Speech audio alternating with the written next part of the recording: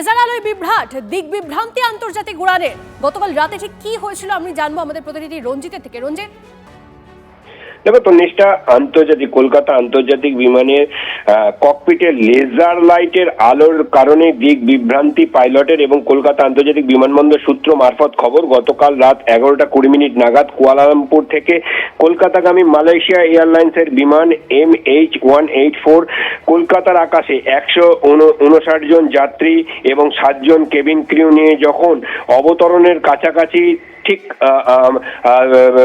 Runway থেকে প্রায় 8 nautical mile দূরে কলকাতা বিমানবন্দরের বিমানটি অবস্থান করছিল, ঠিক সেই সময় মধ্যমগ্রাম এবং বারাসাতের দিক থেকে ককপিটে আলোর ঝলকানি এবং তাতেই খানিকটা দিক বিভ্রান্তি ঘটে এবং পুনরায় রাত 11:25 নাগাদ সুরক্ষার সহিত যাত্রী নিয়ে 19L রানওয়েতে অবতরণ করে বিমানটি এবং 57L পার্কিং বেতে পার্কিং করা হয়। সংশ্লিষ্ট বিমান কর্তৃপক্ষ কলকাতা আন্তর্জাতিক বিমান কর্তৃপক্ষের কাছে অভিযোগ করেন এবং পরবর্তীতে বিমানবন্দর কর্তৃপক্ষ NSCBI থানার কাছে অভিযোগ করেন। মূলত এই আলোর ঝলকানিটি মধ্যমগ্রাম এবং বারাসাতের দিক থেকে এসেছিল, সেই কারণে NSCBI থানা কিন্তু মধ্যমগ্রাম এবং বারাসাত থানাকে সেই মর্মে একটি অভিযোগ দায়ের করেছে বলে কলকাতা আন্তর্জাতিক বিমানবন্দর সূত্র মারফত আমরা জানতে পারি।